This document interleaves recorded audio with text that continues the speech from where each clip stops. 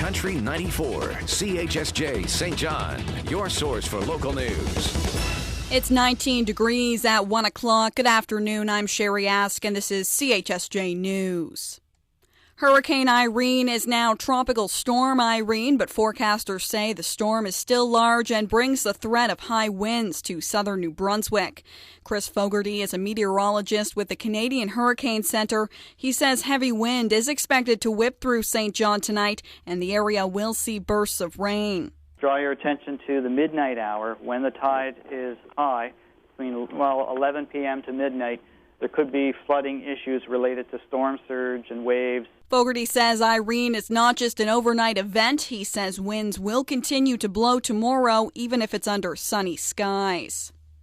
Police say a 17-year-old boy has died in the regional hospital from injuries suffered in an accident in the western part of the province.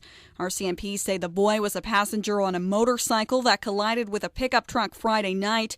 The motorbike was driven by a 16-year-old who died at the scene. There's no word on the cause, and police say the accident is still under investigation. Someone with a not-so-green thumb uprooting 2-year-old trees in Rothesay. Constable Henderson tells CHSJ News the trees line the Hampton Road near Rothesay High School. She says police found one of them snapped in two and another completely uprooted on the sidewalk. Henderson says she doesn't know who did it, but reckons it wasn't the weather. She says the town has indicated it will cost $800 to replace each tree. Rothesay will save $100,000 in interest payments thanks to a low-cost loan from the Canada Mortgage and Housing Corporation. Mayor Bill Bishop tells CHSJ News the $3.5 million loan is being used to upgrade the town's drinking water supply. Running water, town water from Dolan Road down to Kennebecasis Park. And it also permits an expansion to vacant land that could house 700 homes. Bishop says the project is practically done, but the low-cost loan will save the town money while paying off the bill. Interim Liberal leader Victor Boudreau says the increase of the provincial debt by $1 billion cannot be placed solely on the shoulders of the former Graham government. He tells CHSJ News they got hit by the worst financial crisis in 70 years. And we dealt with that crisis just like every other jurisdiction in the country did, including the federal government and every single province. They invested into stimulus investments, making strategic investments into things like our high schools, our universities, our community colleges, our road infrastructure. He says a Liberal government would have balanced the books by growing the economy and managing spending, but he says the all-word government acts as if the economy is non-existent. Which brings us to our CHSJ News Poll question today. Do you think the economic recovery has stalled in the maritime provinces? Have your say. Vote now at country94.ca. The St. John Regional Hospital Foundation hopes to have their new stem cell lab up and running in 6 months. Foundation President Tim Cameron tells CHSJ News their campaign to raise $680,000 is unprecedented in that the majority of donations have been from individuals.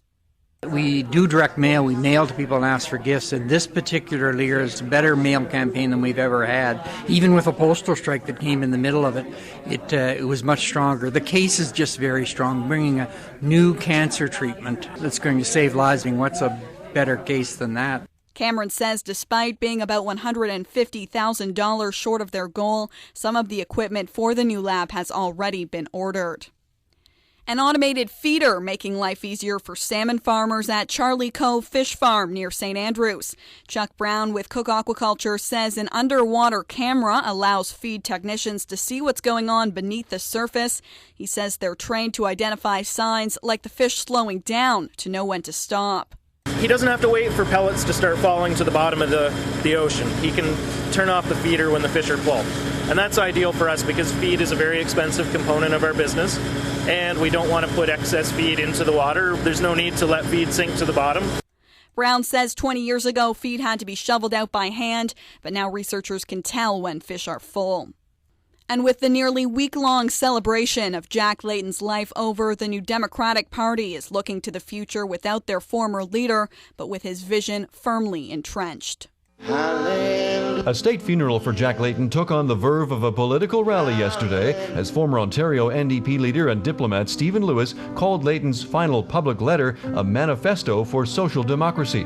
Former federal leader Alexa McDonough says Layton did leave a political legacy that others can now build on. And you can already see that he's reached beyond the grave in terms of challenging people to carry on. Prime Minister Stephen Harper was there to hear the Social Democrat message and said no matter what Layton's political stripes, he will be remembered for his dedication to public life. Terry Pedwell, The Canadian Press, Toronto. News isn't a 9-to-5 business, so if you see it happening, give us a call, 648-3000, or click news tips at country94.ca. In CHSJ Sports, the Sea Dogs beating the PEI Rocket 5-4 after a shootout at the Qplex last night. Irving Oil making a $250,000 donation to the new facility before the game. The Dogs play again Wednesday night at Harbor Station. In NFL preseason action, the Saints are in Oakland to take on the Raiders. And in baseball, the Blue Jays get another shot at Tampa Bay. The Yankees are back on the field in a doubleheader against Baltimore, and the Red Sox have the day off. News and sports are available all the time on our website, country94.ca. Click news. Country 94 CHSJ, your local weather source. A wind, rain, and tropical storm warning is in effect for the area as Irene draws closer. Rain today, heavy at times and a risk of thunder showers and windy with a high of 20. That rain is going to continue into tonight with winds picking up at around midnight and a low of 16. The showers are supposed to end tomorrow morning, then a mix of sun and cloud and wind continuing, high of 19.